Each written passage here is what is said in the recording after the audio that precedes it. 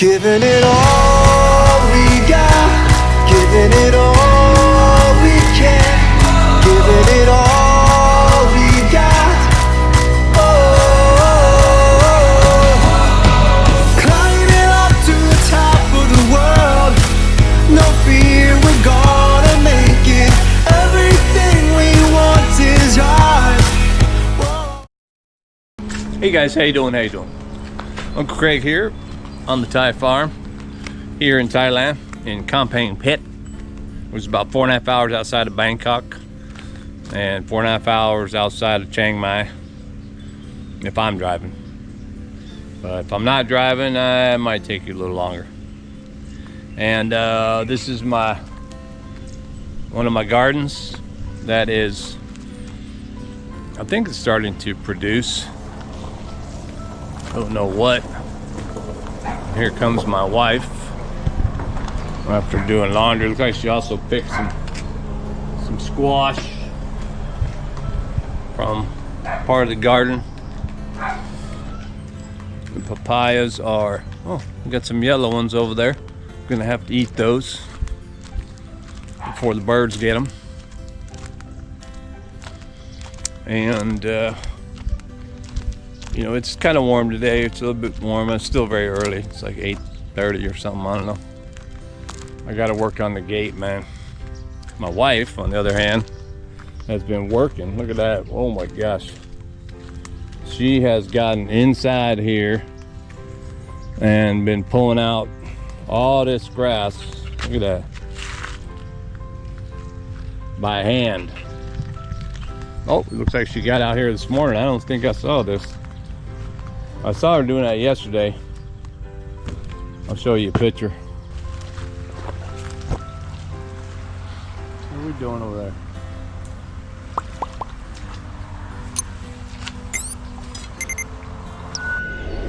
But yeah, looks like she got in here too.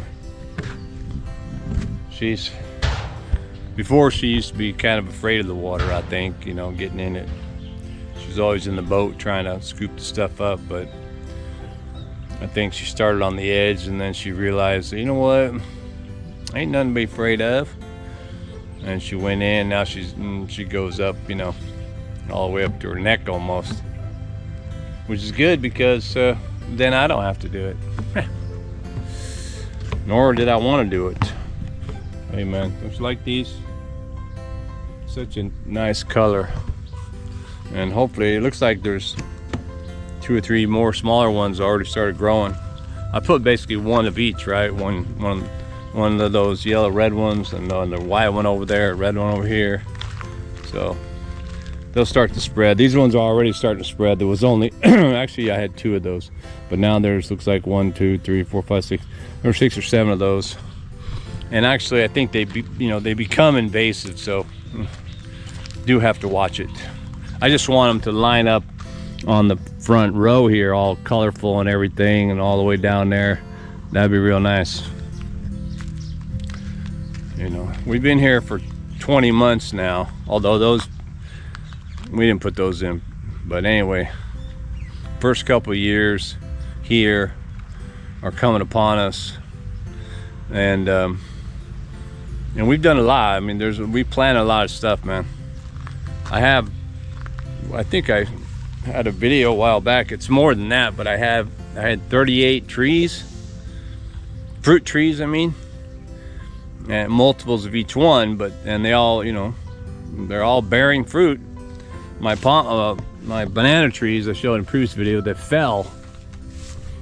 The yellowing of those don't look good, but they fell, and I did prop them up. I took a big old stick, and when I pushed this one up, this one kind of came with it, so they're kind of wrapped together.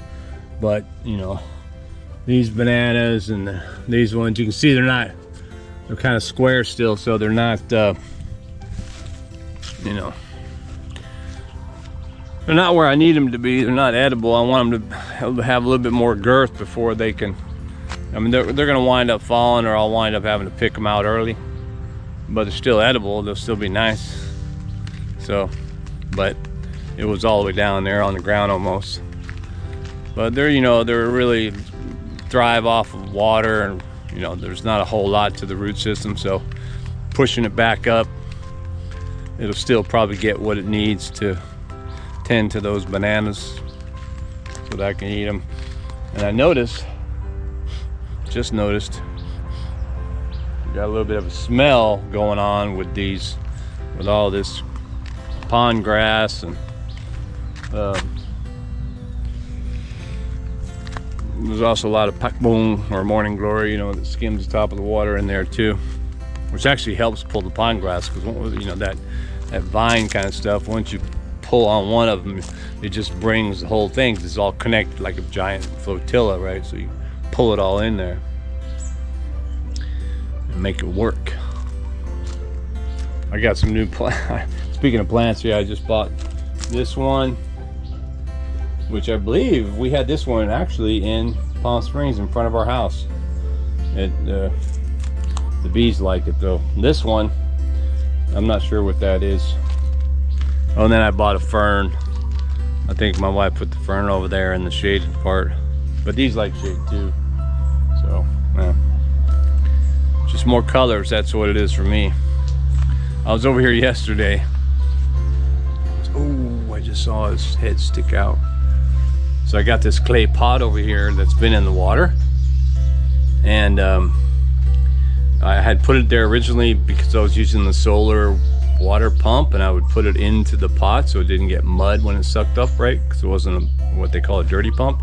It kind of wants clean water for the most part, getting sucked up through there, or water that's debris free, so to speak. Anyway, put it in there, and that didn't work.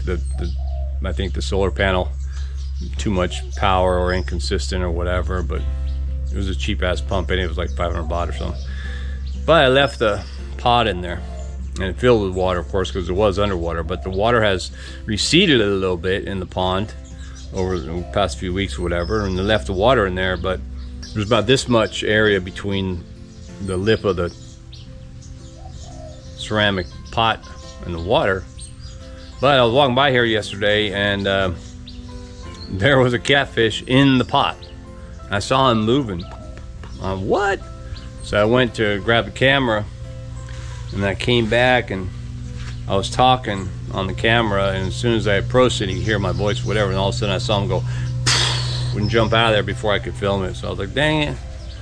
But then I set up the film, or set up the camera to kind of watch, and I went back and I saw that him and a couple other catfish were like lurking around the pot. And I was telling my wife about it, and she was saying, oh, probably, you know, he probably went in the pot to lay his eggs or whatever. And then I thought, whoa. And then I went over there and looked at the pot, and I saw all these little things swimming around in there. I thought maybe it was mosquito larvae. And I thought, well, maybe he went in there to eat the mosquito larvae, so I don't know. It's probably fish babies. We'll see in a few days. But I do see that the same fish are hanging out. I think they're snakehead, because they don't look like your traditional catfish. They got the same kind of head and everything, but it's got some stripes on the fish. I tried to capture one. I think I can get it. I'll show it to you up here.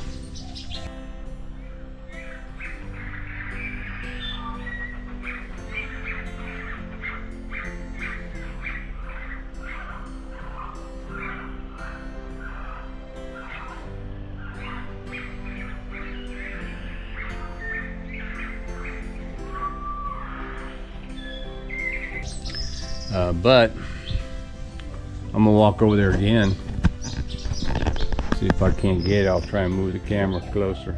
I can see right now next to that pot there's his head sticking underneath that. It's like there might be eating that pakbong or whatever, but let's see.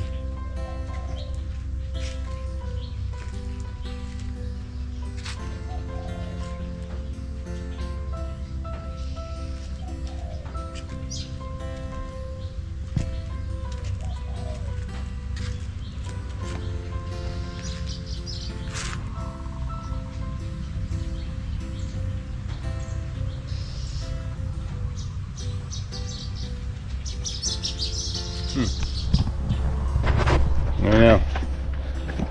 Oh. Well, maybe not. But I do see stuff moving in there, like little things, but I don't know. Could also be just like a whole crap load of mold or whatever, you know, algae that's going in there.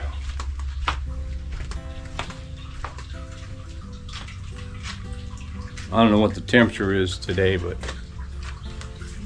it's probably going to be a hot one.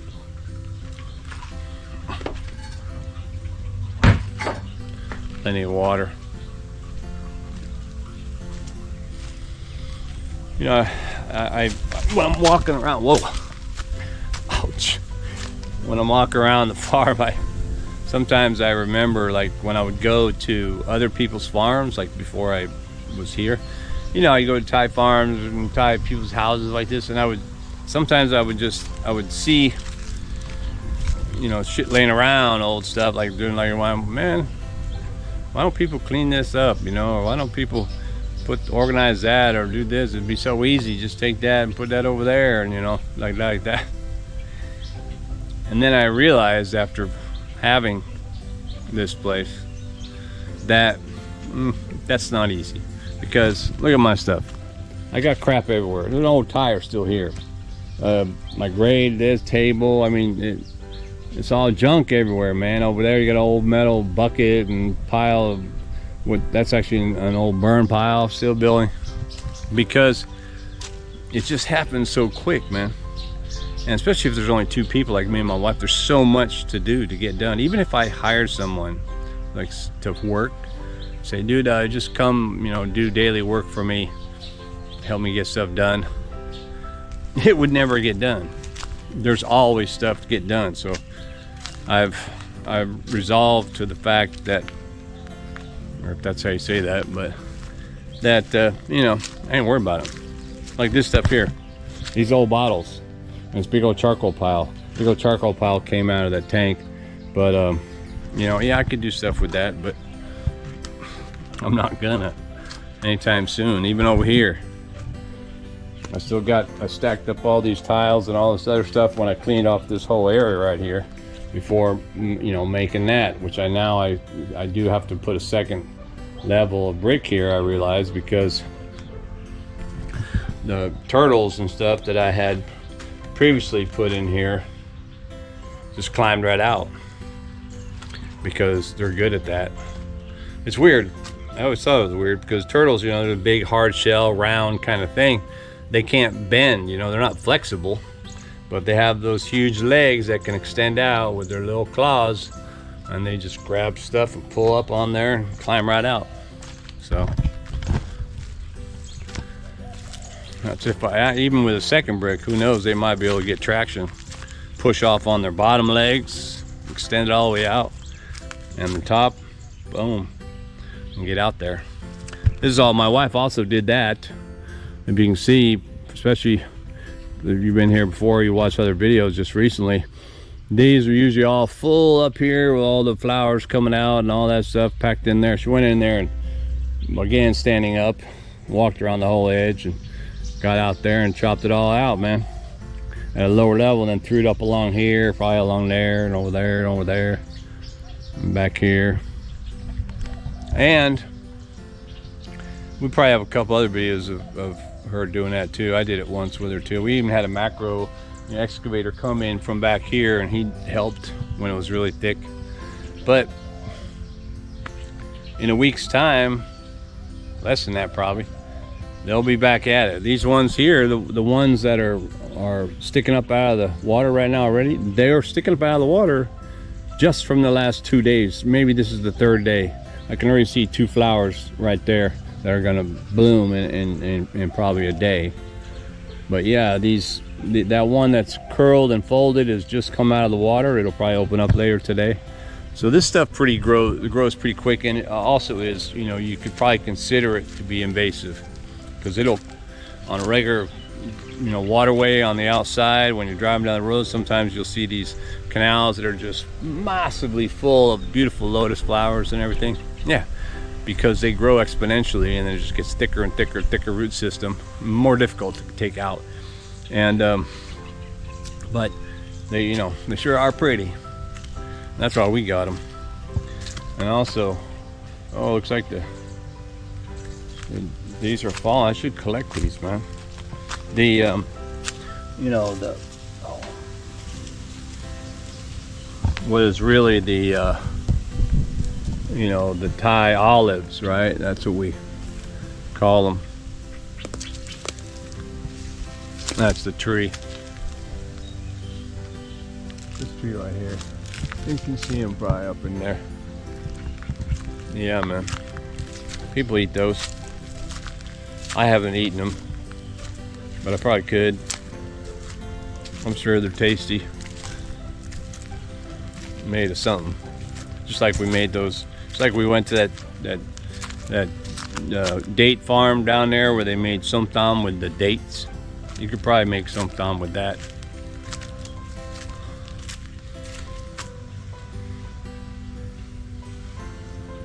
Yeah, man. And mangoes.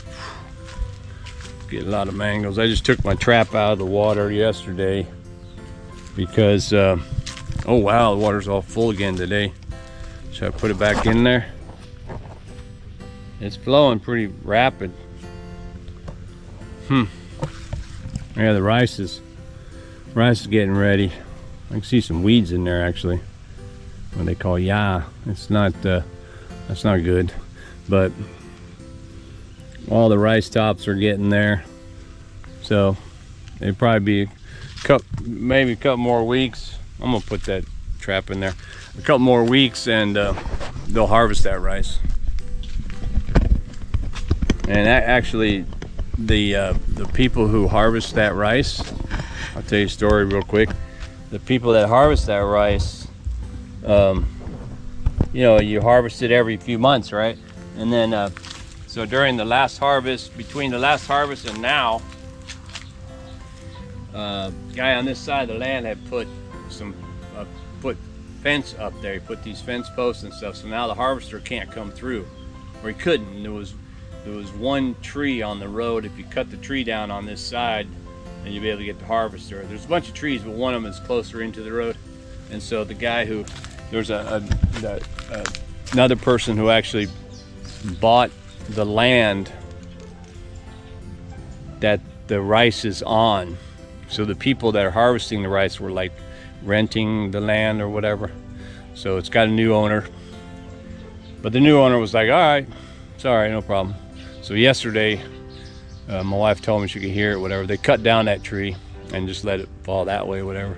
So now the harvester will be able to get in there through that little road and harvest all this rice. The new owner will probably still lease the land, I imagine. I mean, that's what a lot of landowners do. I know for me, I would continue to let them grow the rice. That's why we grow rice out here, because one, I suppose the world needs it, but two, I like looking at it, man. Well, this thing is messed up, bro. Or maybe I won't put it in there, because now, I mean, I fixed it a couple times, this old trap. But if you look in there, dude, that whole wall right there has got a big old hole in it. And the top is split open down there, and this one even itself is already split more. So yeah, I don't know, man. Maybe it's got its last day. I'll have to go out and get me a new one. But I did catch another turtle in there yesterday. It was all right. It wasn't that big, about big as my hand. And actually, I chucked him in the pond here. He'll probably just find his way out, you know. Yeah, but I hadn't checked it in a couple of days, so he might have been in there for a couple of days, or maybe only a couple hours. But and these trees, if you didn't know, are guava. I can see already have 1, 2, 3, 4, 5 of these guavas growing. Maybe someone here. That's actually guava tree, guava tree, guava tree, guava tree. I'm thinking about, oh, another guava tree. That's 5, and another one over there. I think that's 6. And then I know I have that one over there with the bird's nest is guava, 7. This one 2, 8. Although those aren't producers. These 5 trees our producers, but you know, we don't actually take care of these in that sense, you know, so we're not like harvesting the guavas, although I have eaten some of them before. If I see a nice ripe one and birds haven't got to it, I'll go ahead and take it. But we could, I mean, I need to cut back all these bushes there. Right now they got vines on here. This stick right here was for the squash that is been planted here. Probably not the best place for squash, but you know, we already took it out. We'll leave that. And the big squashes are over there on the other side of the farm. But yeah, man, that turtle got away with his life because I didn't forget to take him out of there. A couple more papaya trees growing there, I see. This is ginger.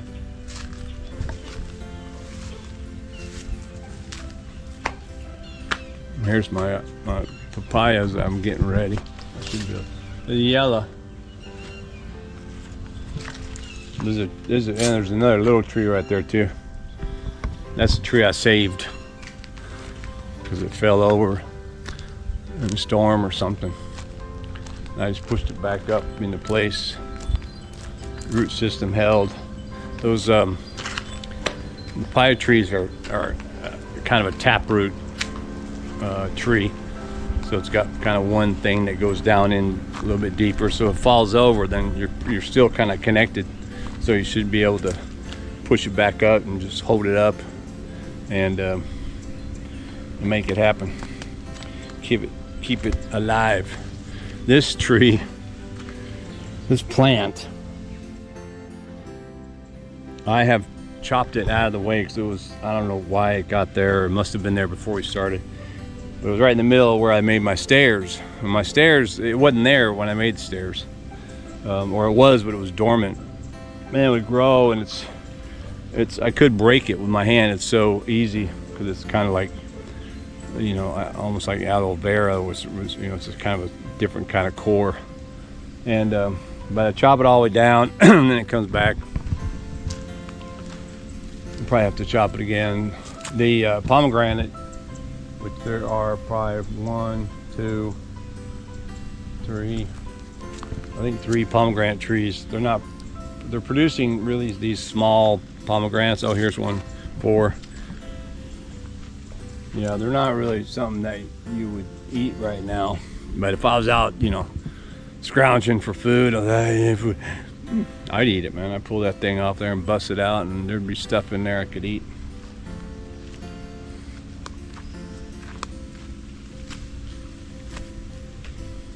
You know, this time of year, everything's green, right?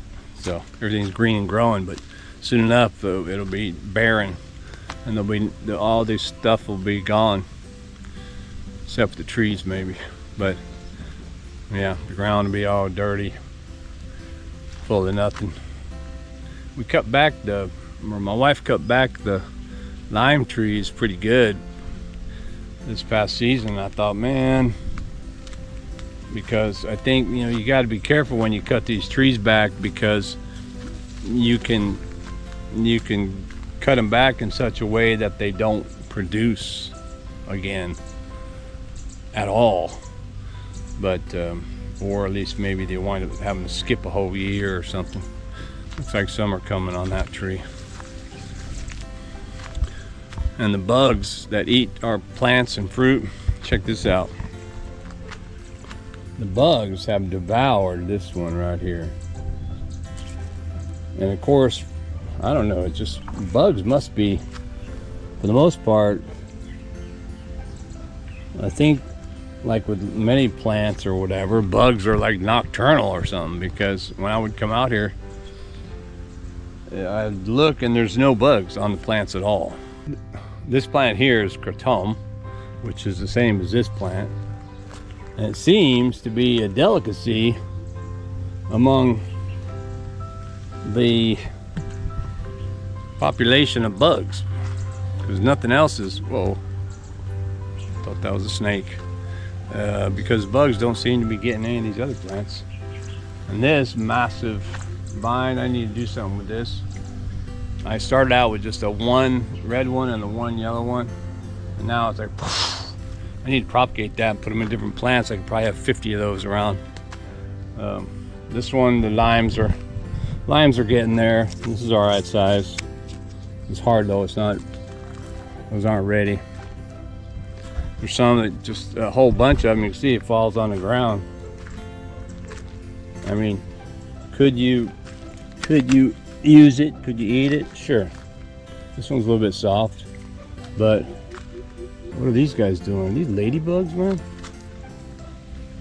These ladybugs eating my damn limes. What's up with that? I'm gonna have to Google that. Look at that thing, man. Get off there. This tree here usually produces just a massive amount of limes. Couldn't do it. This one is the one where my wife cut this back. It was way big, and she cut it way back. And it's a massive producer too, but not yet. The dragon fruit just starting to come out. See, this one's on the ground, man. I should put that up somewhere. These things are sticky though. Where can I put that up? Does it reach over here?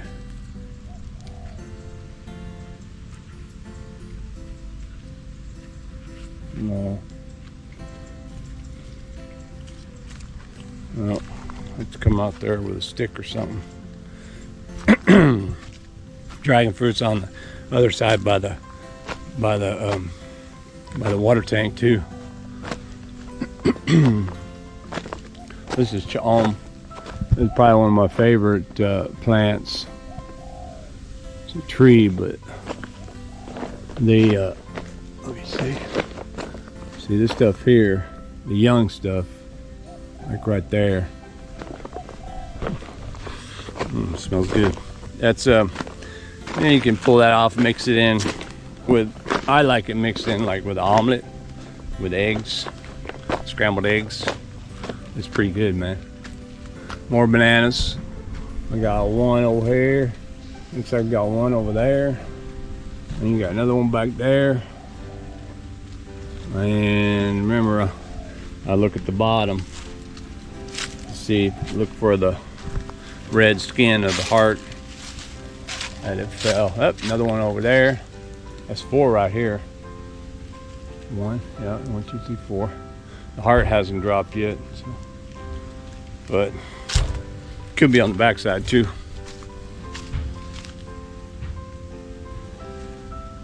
Oh, I see it on the ground right here.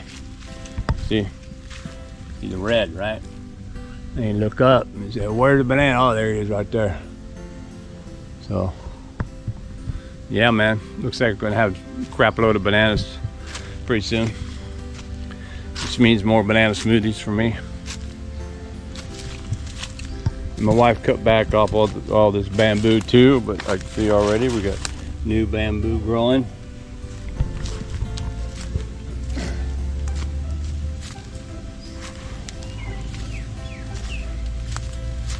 Yep. I could literally walk here tomorrow and probably see different stuff. Maybe even more stuff that grew or opened up or whatever, especially here. We cut all this back not that long ago when we took the storm out of there and all that stuff. And now look, you got 1, 2, 3 new ones over there growing. 4. That's 1, 2, 3, 4. Oh, there's 2 more. 5, 6. Bamboo grows pretty quick, man. So if you want to have big old bamboo, outcroppings on your property, just plant it now. It'll be bamboo, big old bamboo, tall, very quick. But just remember to make sure you put it somewhere that's kind of not in the way.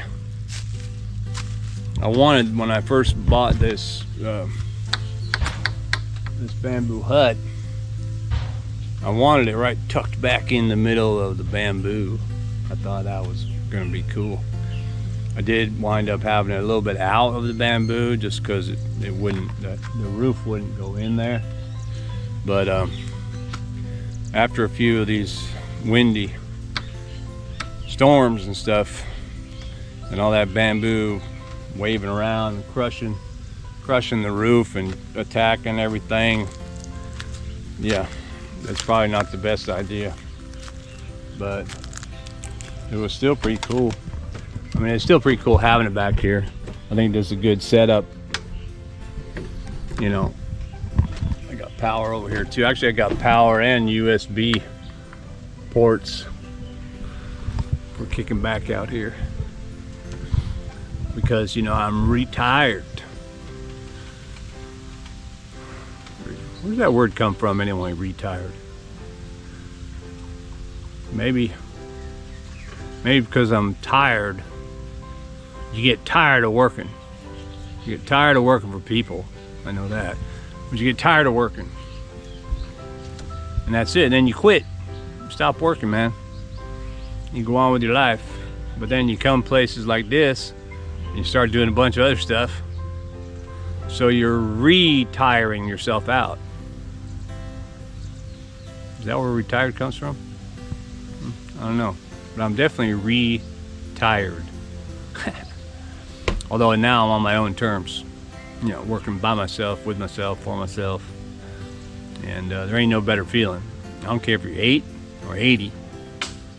If you are working, you would be good to try and work for yourself in some manner. So you didn't have to listen to anybody.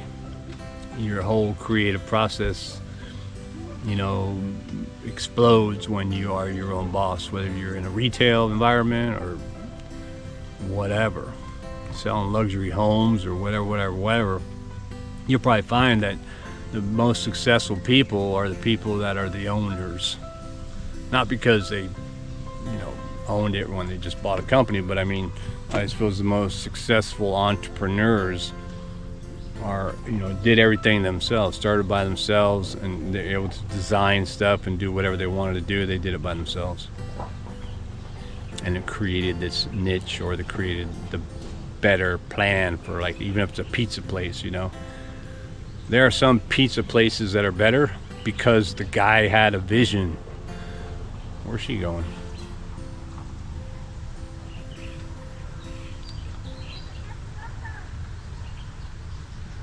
It's an appointment with the cat doctor.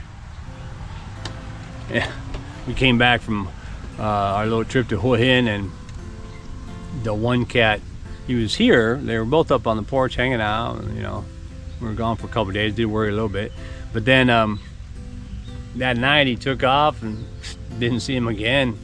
He didn't come for breakfast or lunch. He was gone all day into the night. And then my wife was thinking, "Oh man, he's gone. Somebody killed it or whatever. A snake ate him, you know." And I was like, I don't think so. He's a cat. He's probably out killing shit. And sure enough, by 8 o'clock at night or whatever, he was up on the porch going, "Hey man, open the door." So he had those mites or whatever in the ear, you know, so had to go get him those anti-itch shots and the oil and stuff to make that come out. My wife cleans it every night or every morning or morning and night, I don't know. I thought it was actually, I was just telling my sister actually, that called from Georgia. I was telling her that, dude, the cat's fine. We were doing it. Dot's been doing it, and now he's fine, doesn't itch and stuff like that. But I don't know. She just said he has a cat appointment, so maybe took him back to check, so he could put the camera in his ear and say, "Yep, they're gone," or whatever. You know, I like pets. You know, I like having the cats and my dog and stuff, but I don't like pet problems. Am I spoiled? I don't know. I like pets, but not pet problems. Not just because, you know, it costs you a fortune to feed them and to take them to the doctor. And that would be my thing about anybody who thought they were going to get pets, especially even on the farm. My wife was like, "Oh, maybe we should get some goats," you know, because one of the guys, it's a British guy over here in the Porpiang farm with Tune and Lay. They have their own channel. He's a goat farmer, and they got, you know, about 100 goats or whatever. And you can buy them, and they're really cute when they're little baby goats, or kits as they're called. And but no goats, man. I don't even want chickens. Chickens lay eggs, and that's great. And you think, wow, I can have my own eggs. But you can't just let them run amok and have eggs. You have to, you know, build a chicken coop for them, for one.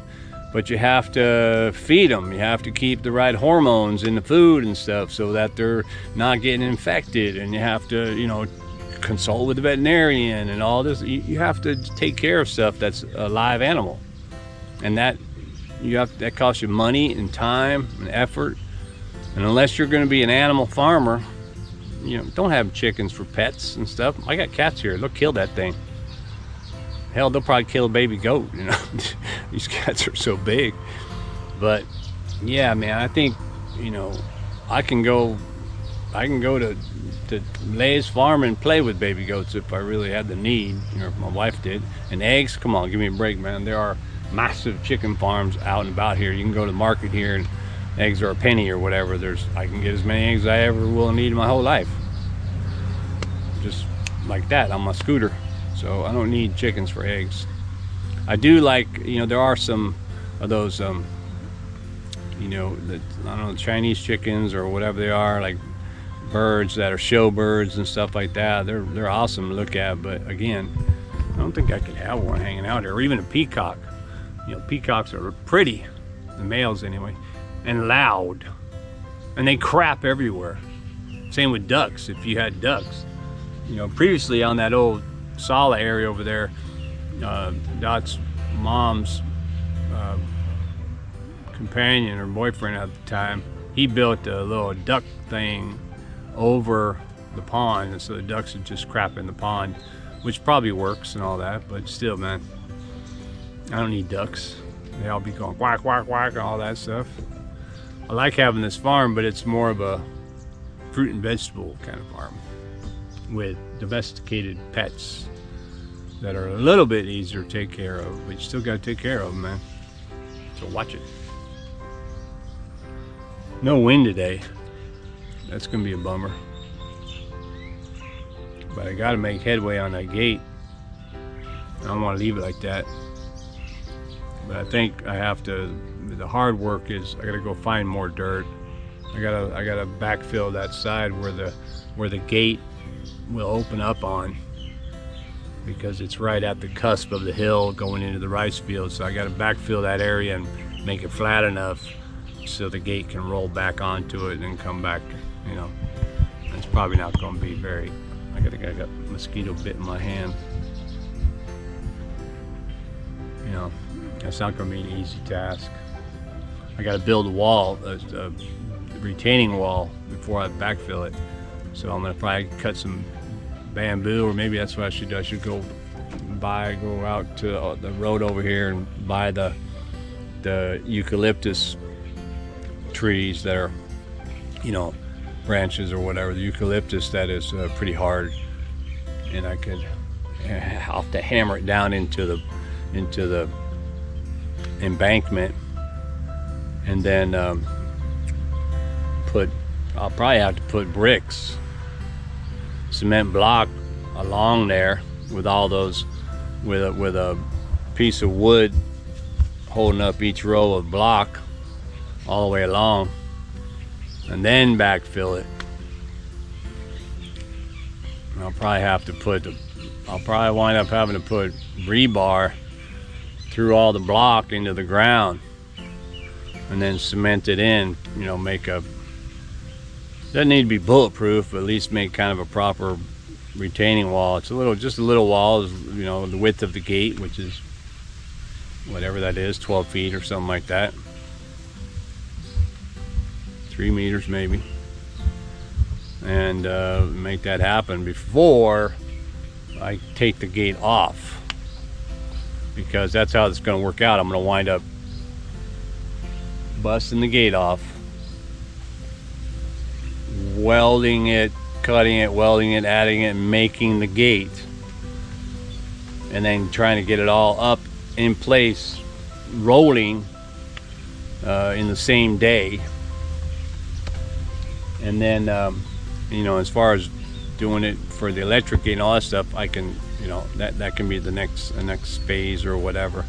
But we want a gate all the time, right? That's why I haven't taken it off. So I'll have to have the gate off just for one day only. So backfill that area there, take the gate off, do all the re-welding, design and all that stuff, put it back together, get it back out there, and then and get it so that it can roll out there, I guess. Roll shut. Anyway, I'm too often thinking about everything on the fly. So I also have this massive pile of weed grass over there, lake grass, pond grass, or whatever that we got to deal with. I don't know what I'm gonna do with that. The very first time when we came here and the pond was full of stuff, you know, we had the bunch of guys and the excavator taking all of it out. Then we had the tractor scoop it all up and bring it back to the garden back there and dump it all back there and run it all over and stuff, make it, you know, so it built into the mulch. And so they put all that stuff into mulch and mix it all in. But now we built up around there and stuff. You can't get tractor going through there. Might be able to come all the way back on that side and come through here, but so in this case I might wind up taking all that grass and putting it up here underneath the tarp that I just put out there. Kill those weeds, and it could just make it all decompose faster and put in there. Although from now that I remember looking at what Lay did over there when he's trying to make his solar or thermal kind of water heater, put the hose underneath all that stuff, it might get so hot over there that it melts that tarp. I don't know, man. But life is good here on the Thai farm. So that being said, thanks for watching this video. Keep watching my videos, and I'll get back at you. More action from here on the Bannock.